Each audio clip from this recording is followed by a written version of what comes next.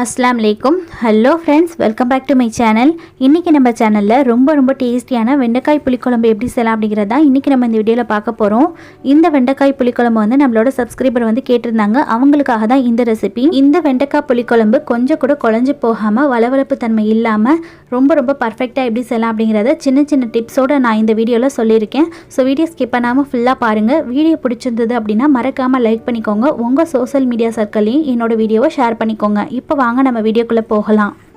வெண்டைக்காய் புளிக்குழம்புக்கு என்னென்ன தேவைன்னு பார்த்தலாம். ஒரு கைப்பிடி அளவுக்கு சின்ன வெங்காயம் எடுத்து வச்சிருக்கேன்.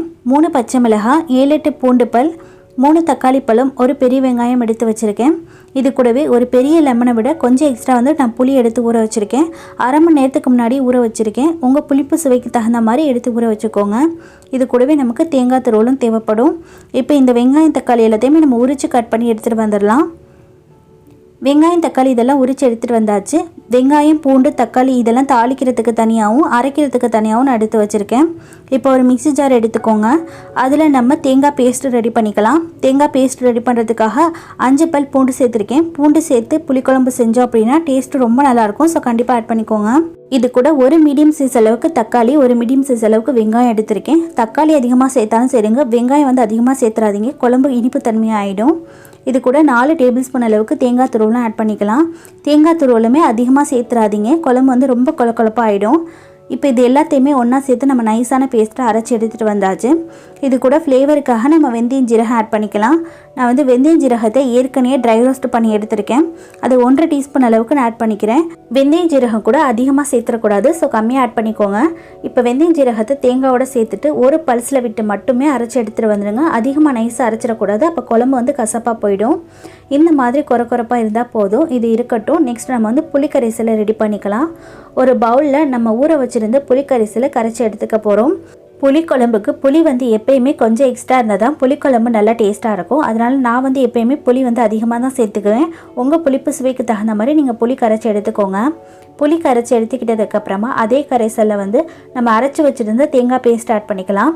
தேங்காய் பேஸ்ட் ஆட் பண்ணதுக்கப்புறமா தேவையான அளவுக்கு மிக்ஸி ஜார் அரைச்சி தண்ணி சேர்த்துக்கோங்க. இது கூடவே இப்போ நம்ம மசாலாவும் ஆட் பண்ணிக்கலாம். 1/2 டீஸ்பூன் மஞ்சள் தூள், 3 டீஸ்பூன் அளவுக்கு மல்லித்தூள் ஆட் பண்ணிக்கிறேன். மல்லித்தூள் வந்து குழம்பு குவான்டிட்டியை பொறுத்து ஆட் பண்ணிக்கோங்க. மல்லித்தூள் ஆட் பண்ண குழம்போட குவான்டிட்டி அதிகரிக்கும். 2 டீஸ்பூன் அளவுக்கு மிளகாய்த்தூள் ஆட் பண்ணிக்கிறேன். மிளகாய்த்தூள் வந்து தாளிக்கும் போதும் சேர்க்க போகிறோம், அதனால் இதில் பார்த்து ஆட் பண்ணிக்கோங்க. இந்த குழம்புக்கு தேவையான அளவுக்கு சால்ட் ஆட் பண்ணிவிட்டு புளி கரைசலில் நல்லா லங்ஸ் இல்லாமல் கரைச்சி எடுத்துக்கோங்க. புளிக்குழம்பு லங்ஸ் இல்லாமல் கரைச்சி எடுத்துக்கிட்டதுக்கப்புறமா இப்போ இது கூட நம்ம எடுத்து வச்சுருந்த பச்சை மிளகாவையும் சேர்த்துக்கலாம். நான் 3 பச்சை மிளகாய் சேர்த்துக்கிறேன். உங்கள் காரத்துக்கு ஏற்ற மாதிரி நீங்கள் பார்த்து சேர்த்துக்கோங்க. அவ்வளோதாங்க, நம்மளோட புளிக்கரைசல் ரெடி ஆகிடுச்சு. இது இருக்கட்டும். நெக்ஸ்ட்டு நம்ம வெண்டைக்காயை கட் பண்ணி எடுத்துக்கலாம். வெண்டைக்காய் வளவளப்பு தன்மை இல்லாமல் இருக்கிறதுக்காக ஃபஸ்ட்டு டிப் என்னென்னு பார்த்தீங்கன்னா, வெண்டைக்காயை நல்லா வந்து அலசிட்டு இந்த மாதிரி தண்ணி வடிகட்டுற பாத்திரத்தில் எடுத்து வச்சுக்கோங்க. இன்னொரு டிப் என்னென்னு பார்த்தீங்கன்னா, இந்த மாதிரி ஒரு காட்டன் துணி எடுத்துக்கிட்டு அதில் வெண்டைக்காயை வந்து ஃபுல்லாக தண்ணி இல்லாமல் தொடச்சி எடுத்துருங்க. இந்த மாதிரி தொடச்சி எடுக்கிறனால வெண்டைக்காயில் சுத்தமாக வந்து வளவளப்பு தன்மையே நமக்கு இருக்காது. அதனால் இந்த மாதிரி ஒரு டைம் ட்ரை பண்ணி பாருங்கள். வெண்டைக்காயை துணியில் தொடச்சி எடுத்துக்கிட்டதுக்கப்புறமா இதை நம்ம வந்து கட் பண்ணி எடுத்துக்கலாம். கட் பண்ணி எடுக்கிறதுல கூட ஒரு டிப் இருக்குது, என்னென்னு பார்க்கலாம். எந்த குழம்புல வந்து நீங்கள் வெண்டைக்காய் சேர்க்குறதா இருந்தாலும் இந்த மாதிரி வந்து பெரிய பீசஸாக கட் பண்ணி ஆட் பண்ணிக்கோங்க. இந்த மாதிரி சேர்க்குறனால குழம்பு வந்து கொழப்பு தன்மையே சுத்தமாக இருக்காது, வளவளப்பும் தெரியாது. இந்த மாதிரி பெருசாக கட் பண்ணி எடுத்துக்கலாம். நான் வந்து இந்த புளிக்குழம்புக்கு இன்றைக்கி 400 கிராம் அளவுக்கு வெண்டைக்காய் எடுத்திருக்கேன். வெண்டைக்காய் எல்லாத்தையுமே தலை வாழை கட் பண்ணிவிட்டு இந்த மாதிரி பெருசாக கட் பண்ணி எடுத்துக்கோங்க. வெண்டைக்காயை கட் பண்ணி எடுத்துக்கிட்டதுக்கப்புறமா இன்னொரு டிப் என்னென்னு பார்த்தீங்கன்னா, வீட்டுக்குள்ளேயே வெயில் பகுதி ஏதாவது இருந்தது அப்படின்னா அந்த சைடு வந்து இந்த பிளேட்டில் எடுத்து வச்சுருங்க. அந்த வெயிலே வந்து இதில் இருக்க வளவளப்பு தன்மை எல்லாமே நல்லா ட்ரை ஆகிடும். நம்ம துணியில் தொடச்சி கட் பண்ணோம், அதிலே பாருங்கள் சுத்தமாக வளவளப்பு தன்மையே இல்லை. இன்னொரு டிப் என்னென்னு பார்த்தீங்கன்னா, இந்த கட் பண்ண பிளேட்டை வந்து அப்படியே ஃப்ரீசரில் ஒரு 1/2 மணி நேரம் மாதிரி வச்சுருங்க. அதுக்கப்புறமா எடுத்து செஞ்சிங்க அப்படின்னா சுத்தமாக வளவளப்பு தன்மையே இருக்காதுங்க. இந்த மாதிரி ஏதாவது ஒரு டிப்பை வந்து கண்டிப்பாக ட்ரை பண்ணி பாருங்கள். இப்போ நம்ம குழம்பு தாளித்து விட்டுறலாம். குழம்பு தாளிக்கிறதுக்கு முன்னாடி வெண்டைக்காயை ஃப்ரை பண்ணி எடுத்துக்கலாம். எந்த சட்டியில் குழம்பு வைக்க போகிறீங்களோ அந்த சட்டியில் 1 டேபிள் ஸ்பூன் அளவுக்கு ஆயில் சேர்த்துக்கோங்க. ஆயில் நல்லா ஹீட் ஆனதுக்கப்புறமா கட் பண்ணி வச்சுருக்க வெண்டைக்காய் சேர்த்துட்டு ஃப்ரை பண்ணி எடுத்துக்கலாம். எதனால் இந்த மாதிரி வெண்டைக்காய் ஃப்ரை பண்ணுறோம் அப்படின்னா வளவளப்பு தன்மை போகிறதுக்காக தான் ஃப்ரை பண்ணிக்கிறோம். ஆனால் வந்து இந்த மாதிரி ஃப்ரை பண்ணுறதுனால குழம்பும் நல்லா டேஸ்ட்டாக இருக்கும், வெண்டைக்காயும் சாப்பிட்றதுக்கு நல்லாயிருக்கும்.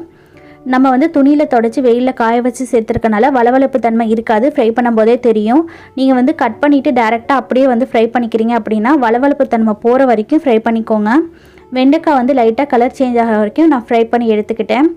அவ்வளோதாங்க, நம்மளோட வெண்டைக்காய் ரெடி ஆயிடுச்சு. நெக்ஸ்ட்டு நம்ம அதே சட்டியில் நம்ம குழம்பு தாளித்து விட்டுடலாம். குழம்பு தாளிக்கிறதுக்காக 3 டேபிள் ஸ்பூன் அளவுக்கு கடலெண்ணெய் சேர்த்துருக்கேன். கடலெண்ணெய் நல்லா ஹீட் ஆனதுக்கப்புறமா 1/2 டீஸ்பூன் அளவுக்கு கடுகுளுந்த பருப்பு, 1 டீஸ்பூன் வெந்தயம், 1 டீஸ்பூன் ஜீரகம், 1/4 டீஸ்பூன் அளவுக்கு சோம்பு சேர்த்துக்கலாம். சோம்பு சேர்க்குறனால குழம்பு நல்லா டேஸ்ட்டாக இருக்கும். ஸோ கண்டிப்பாக ஆட் பண்ணிக்கோங்க, கம்மியாக ஆட் பண்ணிக்கோங்க. இது எல்லாமே நல்லா பொரிஞ்சதுக்கப்புறமா 2 கொத்தளவுக்கு கருவேப்பிலை சேர்த்துக்கலாம். கருவேப்பிலையும் நல்லா பொரிஞ்சதுக்கப்புறமா நம்ம கட் பண்ணி வச்சுருக்க வெங்காயம், பூண்டு பல் சேர்த்துக்கலாம். நான் வந்து 5 பூண்டு பல் சேர்த்துருக்கேன். 1 கைப்பிடி அளவுக்கு சின்ன வெங்காயம் சேர்த்துருக்கேன். இது எல்லாமே நல்லா டிரான்ஸ்பரண்ட் ஆகிற வரைக்கும் ஃப்ரை ஆகட்டும். வெங்காயம் ஓரளவுக்கு நல்லா வதங்கி வந்துருச்சு. இப்போ இது கூட நம்ம கட் பண்ணி வச்சுருக்க தக்காளி சேர்த்துக்கலாம். நான் 2 தக்காளி பழம் கட் பண்ணி வச்சுருந்தேன், அதை சேர்த்துக்கிறேன். தக்காளி சேர்த்து நல்லா மிக்ஸ் பண்ணி விட்டுக்கோங்க.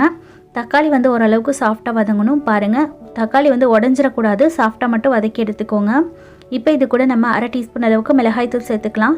மிளகாய்த்தூள் வந்து ஏற்கனவே நம்ம மசாலாவில் கரைச்சி தான் வச்சுருக்கோம். அதனால் இதில் வந்து பார்த்து ஆட் பண்ணிக்கோங்க. கலருக்காக மட்டும்தான் இதில் நம்ம ஆட் பண்ணிக்கணும். மிளகாய்த்தூள் சேர்த்து நல்லா மிக்ஸ் பண்ணி விட்டதுக்கப்புறமா இப்போ நம்ம கரைச்சி வச்சுருந்த புளி கரைசலை இதோட சேர்த்துக்கலாம். புளி கரைசலில் தேங்காய், வெங்காயம், தக்காளி, பூண்டு இதெல்லாம் சேர்த்து அரைச்சி வச்சிருந்தோம்ல, அந்த கலவை தான் இதோட சேர்த்துக்கோங்க. பவுல் அலசி கொஞ்சமாக தண்ணி சேர்த்துக்கோங்க. தண்ணி வந்து அதிகமாக சேர்த்துற வேணாம், ஏற்கனவே நம்ம வந்து தேவையான அளவுக்கு தண்ணி சேர்த்துக்கிட்டோம். இப்போ வந்து இதை வந்து நல்லா மிக்ஸ் பண்ணி விட்டுட்டு இதில் புளிப்பு, உரப்பு, உப்பு இதெல்லாம் இருக்கா அப்படின்னு செக் பண்ணி பார்த்துக்கோங்க. எனக்கு வந்து எல்லாமே கரெக்டாக இருந்தது, அதனால் மூடி போட்டு க்ளோஸ் பண்ணிடலாம். தேங்காய் சேர்த்துருக்கனால மூடியை வந்து ஃபுல்லாக க்ளோஸ் பண்ணிடாமல் லைட்டாக கேப் விட்டு க்ளோஸ் பண்ணிக்கோங்க. மூடியை க்ளோஸ் பண்ணிவிட்டு 10 நிமிஷம் வரைக்கும் அப்படியே வந்து குழம்பு கொதிக்க விட்டுக்கோங்க. இடையில வந்து மூடியை ஓப்பன் பண்ணிடாதீங்க, பச்சை ஸ்மெல் அப்படியே தங்கிடும். இப்போ நம்ம சேர்த்த தேங்காய் மசாலாவோட பச்சை ஸ்மெல்லாம் நல்லா போகிடுச்சு. தேங்காய் மசாலாவோட பச்சை ஸ்மெல் போனதுக்கப்புறமா தான் நம்ம வந்து குழம்புல வெண்டைக்காயை சேர்த்துக்கணும். வெண்டைக்காயை நம்ம வந்து ஏற்கனவே வதக்கி வச்சுருக்கனால அதிக நேரம் வந்து கொதிக்க விடணும் அப்படின்னு அவசியம் கிடையாதுங்க. வெண்டைக்காய் சேர்த்துட்டு மூடி போட்டுட்டு மறுபடியும் லோ ஃப்ளேமில் விட்டு 5 நிமிஷம் வரைக்கும் நம்ம குழம்பை கொதிக்க விட்டுக்கலாம். இப்போ பாருங்கள், ஒரு 5 நிமிஷம் கழித்து குழம்பு வந்து நல்லா எண்ணெய் பிரிஞ்சு வந்து ரொம்ப சூப்பராகவே ரெடி ஆகிடுச்சு. குழம்பு வந்து நீங்கள் அதிக நேரம் கொதிக்க விட்டீங்க அப்படின்னா அடுப்பு ஆஃப் பண்ணி நீங்கள் இறக்கி வச்சாலுமே வெண்டைக்காய் வந்து அந்த சூட்லேயே ரொம்ப வந்து குழஞ்சி போயிடும். அதனால் 3/4 வெண்டைக்காய் வெந்ததுக்கப்புறமா அடுப்பு ஆஃப் பண்ணிவிட்டு இறக்கி வச்சுருங்க. இப்போ பாருங்கள், ஓரளவுக்கு வெண்டைக்காய் நல்லா வெந்து வந்திருக்கு. நான் அடுப்பை ஆஃப் பண்ணிட்டேன். அவ்வளோதாங்க, நம்மளோட சூப்பரான வெண்டைக்காய் புளிக்குழம்பு ரெடி ஆகிடுச்சு. இந்த வெண்டைக்காய் புளிக்குழம்பு உடனே சர்வ் பண்ணாமல் 1 மணி நேரத்துக்கு அப்புறமா சர்வ் பண்ணிங்க அப்படின்னா குழம்பு வந்து இன்னும் நல்லா நமக்கு திக்னஸ் ஆகிடும். இப்போ இதை ஒரு பவுலில் மாற்றிக்கலாம். இப்போ பாருங்கள், நம்மளோட சூப்பரான வெண்டைக்காய் புளிக்குழம்பு ரெடி ஆகிடுச்சு. கொஞ்சம் கூட குழம்பு குழஞ்சி போகாமல் வெண்டைக்காயோட வளவளப்பு தன்மை இல்லாமல் ரொம்ப பர்ஃபெக்டான வெண்டைக்காய் புளிக்குழம்பு ரெடி பண்ணியாச்சு.